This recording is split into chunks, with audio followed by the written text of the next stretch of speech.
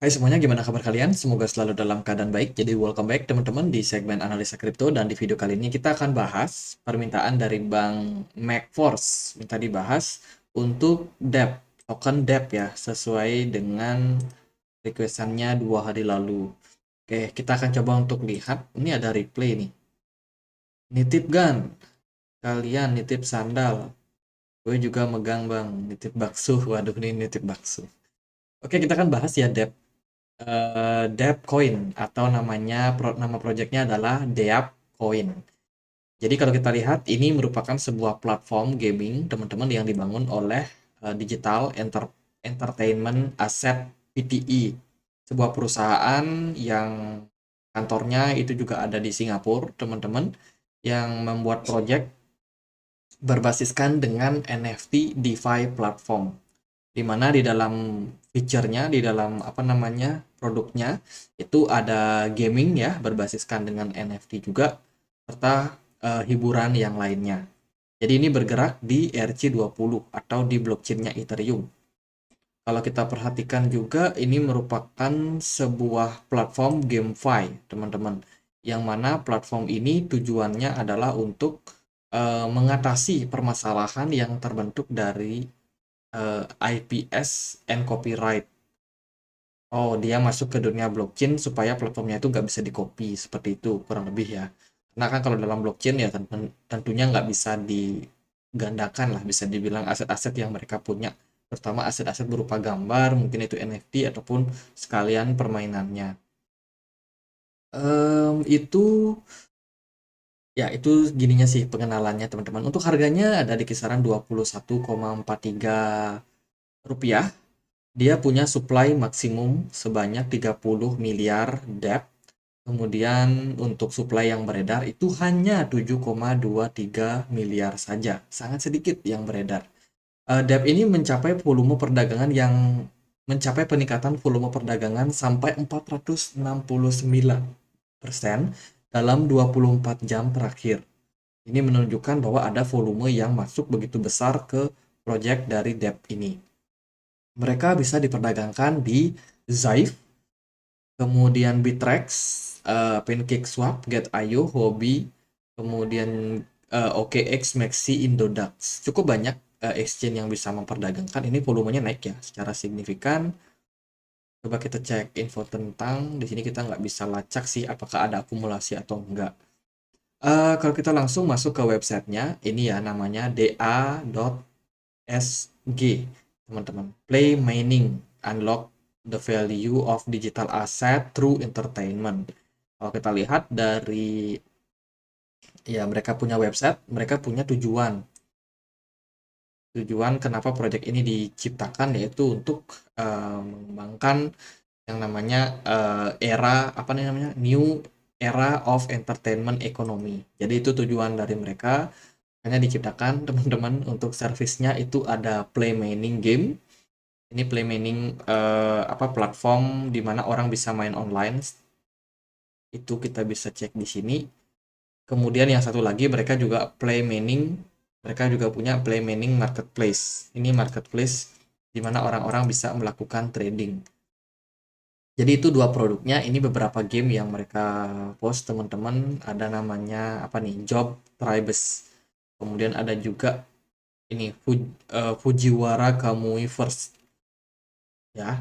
Dia memiliki Deep Coin. Oke, Deep Coin. Nah, kalau kita lihat dari segi play mining konsep, ini ada konsepnya. Oh, sepertinya gamenya belum launching ya, teman-teman. Atau gimana? Ini masih berupa konsep ya. eh itu kemudian dari marketplaces-nya ya kurang lebih juga kita belum bisa akses. Di sini juga kita nggak bisa cek em, white paper ada nggak ya? Nggak ada white paper nih dari blockchain-nya guys, dari project-nya. Jadi terbatas banget informasi yang kita dapat. Sepertinya sih ini masih belum gimana-gimana ya. Mungkin masih dalam proses pengembangan atau seperti apa. Coba kita cek di bagian detailnya.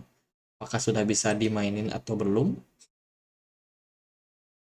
Oh, ini gamenya udah ada nih. Click to login. Oh, kita udah bisa login, teman-teman. regarding job types login problem. Waduh, ada login problem ya. Thank you for using. I cannot login. Oh, sepertinya saya salah klik ya. Kita harus klik start di sini ya. Nah, ini bisa nih main gamenya. Oh, tapi gamenya kayak layar kayak handphone gitu ya, teman-teman. Sifatnya apa namanya vertikal gitu layarnya, nggak full kayak buat game PC. Ya, select language, English.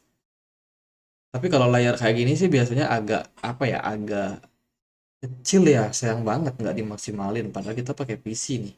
Kalau kita main di HP ya oke-oke aja sih. Login new, login registration. Oh, kita harus registrasi dulu untuk mainnya. Jadi gamenya udah ada ya, gamenya udah ada.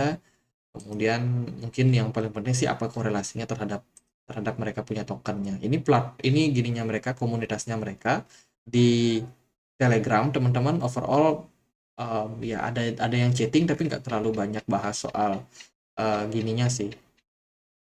Hello Dev, we have channel Telegram 1 million subscriber. Oh, ini ada orang yang nawarin mau mau dipam nggak tokennya? Aja ya orang-orang. Jadi itu sih gamenya masih jalan overall, tapi sekarang kita lihat nih gimana mereka punya komunitas, gimana mereka punya project, apakah diimprove atau enggak. Itu sih yang paling penting untuk project ini. Kita juga punya komunitas diskusi di Telegram ya. Buat teman-teman yang punya Telegram, boleh dong untuk cek link yang ada di kolom deskripsi. Di situ kita bisa sama-sama belajar, sama-sama diskusi. Kalau teman-teman ada yang nggak tahu, yang nggak ngerti tentang istilah-istilah blockchain, boleh boleh juga ditanyain teman-teman. Nanti kita akan coba untuk bahas. Kita juga punya portal informasi di mana aku selalu update news-news terbaru di dunia kripto berdasarkan dengan ya analisa dan news yang ada di market. Jadi gitu sih teman-teman. Yang mau join, cek linknya di kolom deskripsi. By the way, kita udah pernah bahas di token ini ternyata ya dalam 6 bulan terakhir. Kita udah bahas sempat ngepam apakah bullish, kita bahas secara teknikal dan juga apa namanya newsnya. Kalau teman-teman mau cek, bisa cek aja langsung di YouTube kalian dengan keyword Deep Andre Greystone. Nanti akan ketemu video yang ini. Ini gamenya tadi kita udah bahas. Kemudian ini mereka punya Twitter ya. Kayaknya sih ini platform lebih kayak Jepang-Jepang gitu ya. Ini gamenya yang baru namanya Fujiwara Communiverse. Ya itu overall mereka baru listing game dan engagementnya nggak terlalu banyak nih. Yang lihat cuma 991 aja. Jadi nggak terlalu ramai menurut saya untuk gamingnya. Dari segi pergerakan wallet holder ya teman-teman, dia dia paling banyak dimiliki oleh satu kepemilikan wallet ini sekitar 11,1%. Ya kalau kita lihat dari jumlah tokennya itu terus mengalami distribusi sejak 2019 sampai dengan 2020. Tapi di 2023 ini ada sedikit akumulasi yang dilakukan, tapi nggak segitu banyak juga. Semoga koinnya bisa dipam. Karena kalau kita lihat sih dari pergerakan harga, token ini terus mengalami penurunan ya. Ya itu balik kita lihat gimana dari pergerakan harga. Nah, kita udah pernah bahas 6 bulan lalu. Berarti harga DEP itu harusnya berada di sekitaran area sini di bulan Januari ya. Mungkin di sini ya harganya. Kita sempat bahas dia punya level strong support di sini, kisaran 0,005 dolar. Kalau dia di breakdown, say goodbye. Kalau kita perhatikan memang kenyataannya ya dia akhirnya nyungsep turun teman-teman disebabkan karena mungkin market Bitcoin sih naik ya. Sejak Januari kemarin kan Bitcoin naik nih. Rally kok Bitcoin dominan juga naik signifikan. Ini menekan altcoin. Dan harga DEP justru makin lama makin turun. Ini menunjukkan bahwa ya memang minat orang terhadap token ini cenderung kecil, teman-teman. Apalagi setelah dia breakdown dari area strong supportnya di kisaran 0,005. Sekarang harganya cuma 0,001. Menurut saya ini bukan investment yang menarik ya. Bukan investment yang menarik dan teman-teman butuh banget untuk mempertimbangkan kembali nih apakah teman-teman mau hold koinnya atau gimana. Kalau dari saya sih dengan melihat riwayat seperti ini ya kita agak hati-hati juga. Tapi bukan berarti teman-teman bisa apa namanya, oh cut loss aja nih, cut loss dengan posisi di harga sekarang. Kalau menurut saya sih kesabaran itu perlu dan melihat potensi pergerakan daripada DEP ini yang masih turun, saya rasa resiko masih ada dia untuk turun. Tapi kalau dilihat dari RSI-nya udah mulai naik, artinya ada mulai kemungkinan divergence tercipta. Cepat atau lambat pasti DEP ini bakalan kembali spike naik. Semoga dia bisa segera berbalik arah ya, naik. Ekspektasi kita sih bisa sampai 0,002 di level resistance-nya. Nggak muluk-muluk lah, nggak tinggi-tinggi lah. Tapi di level ini menurut saya udah cukup menarik levelnya, teman-teman. Kalau dia bisa recover lagi, harganya balik ke level tersebut, teman-teman bisa apa namanya, bisa exit meskipun dengan posisi loss yang masih loss, tapi ya lebih baik lah daripada teman-teman jual di harga yang murah seperti sekarang ini. Gitu sih kalau menurut saya, nggak terlalu worth it juga. Tadi kita udah cek kan gamenya seperti apa, bentukannya kayak gini. Teman-teman, coba teman-teman untuk akses gamenya, teman-teman main, nyaman nggak teman-teman mainnya, atau bagaimana. Kemudian kalau kita perhatikan dari segi indikator, di sini kita pakai indikator Loken yang menunjukkan posisi smart money tidak ada di market ini ya. Sejak Februari mereka benar-benar clear, hilang dari market, dan kebetulan di bulan Januari mereka ngepump, terus mereka buang barang lumayan signifikan dan sekarang harganya nyungsep. Ya, itu faktanya teman-teman. Bitcoin sementara dalam proses penurunan. Kemudian kalau kita lihat dari segi time frame 4 jam, volume perdagangannya naik dan turun ya. Naik dan turun sangat ekstrim karena likuidasinya juga nggak terlalu banyak. Menurut saya sih itu ya faktor penyebabnya. Kemudian juga dari Twitter mereka nggak terlalu ramai juga, teman-teman. Sedikit sekali yang melihat postingan mereka. Jadi dari sini kita bisa lihat nih komunitasnya nggak terlalu ramai. Ya gitu sih buat pembahasan DEP, semoga bisa bermanfaat.